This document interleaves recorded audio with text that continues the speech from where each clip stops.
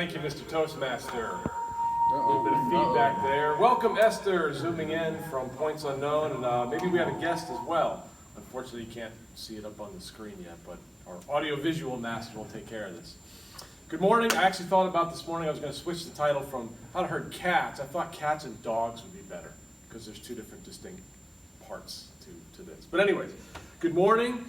As I look into the crowd here and the people, I suspect many of you are parents. I got one nod out of 2, 3. Most of you are parents. Some of you have younger children and some have older, right?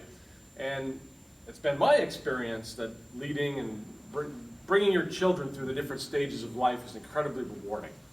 But it's also filled with unique challenges as they move from stage to stage of life. And those of you who have older adult children know this already, and so this is nothing to you. So the project and the event I chose for this particular project was preparing my son for his driver's license. Now this process started around that last Thanksgiving, so almost a year ago we started the process. So it begins with myself taking the leadership role in the family, in this unit, and initiating the research and development of how this is going to go. My oldest son, stepson, Jonathan, wasn't living with us, so I didn't go through this process with my first son, so this was my first opportunity in the lovely state of California to go through this. So it starts with trying to find a driving school, researching to find the right one. How does the process work at the DMV? What paperwork do we need? What is the timing and all these things? And so the lesson I kind of learned through this, it took about 2 months, is patience. A leader needs patience to navigate processes. And it doesn't happen overnight, and so don't get too upset if things don't happen very quickly. The next step was to develop the team, right? So we need a team for this to happen. Well, the core of the team is my son, myself as the leader. Of course, his mother's going to be involved.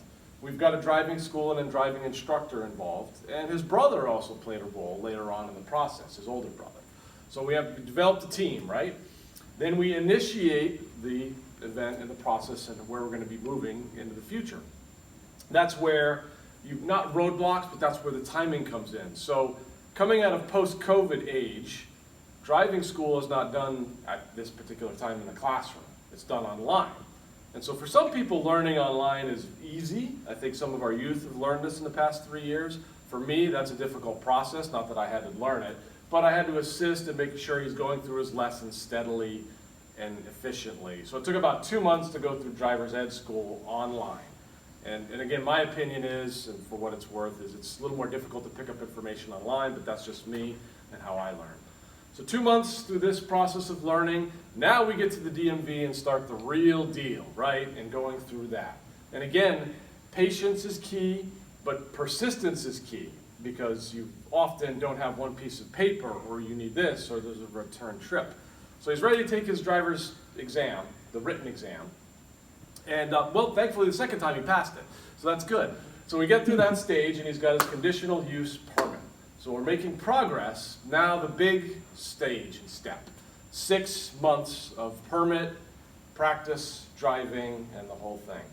Now as a parent, if you've gone through this, it's pretty nerve-wracking those first few weeks and months with a brand new driver behind the wheel.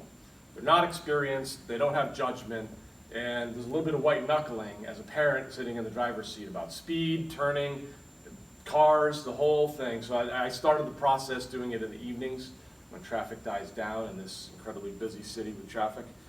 So nerve-wracking is part of it. Again, patience, leading a youngster, especially a family member, is different than leading a group of professionals in the workplace, right? So that process of understanding where to be firm, where to pull back, where to encourage, that whole process. So 6 months, including the driving school, so there's lessons with that. And again, patience, I think, is key, and leadership is key to maintain momentum and focus. Because sometimes people can get busy in life from week to week, and all of a sudden a week goes by and we haven't been out in the car, right? So a leader has to maintain that plan and oversee it and really maintain that momentum and keep it going forward, not let it fall by the wayside. Other factors that played into this, later on it didn't directly involve the son, was obviously finding the insurance. We actually switched insurance carriers for a better rate. A real key a month and a half ago was to find a vehicle, so it took a good month to find a quality private party vehicle, and that's where his older brother came involved. So again, leading a team of people in different aspects, patience, persistence, are all part of this. I'd say the main event finally took place last Friday, which was September 30th, which is why I was not here. So, and I'm pleased to say, we get to go back in a week and a half for a retest. So I really did, the way he was driving, I thought he was ready and he would pass with no problems. He had one critical error, taking a right turn too fast. So it was a wide turn, but it was considered a critical error. So a lesson learned for him, but a lesson learned for me of navigating a process, 10-month process, and all the different parties that play with it. But my son does get to go back for a second try here in a week and a half.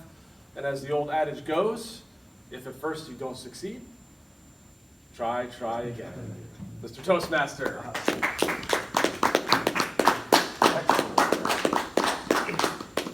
I'm sure he's going to be a nice, young, responsible driver. Are you thinking about what you're thinking about? When you're having a two-way conversation with another person, are you actually listening to them? Or are you just wanting them to finish so that you can express what you are wanting to say? Right? It's like,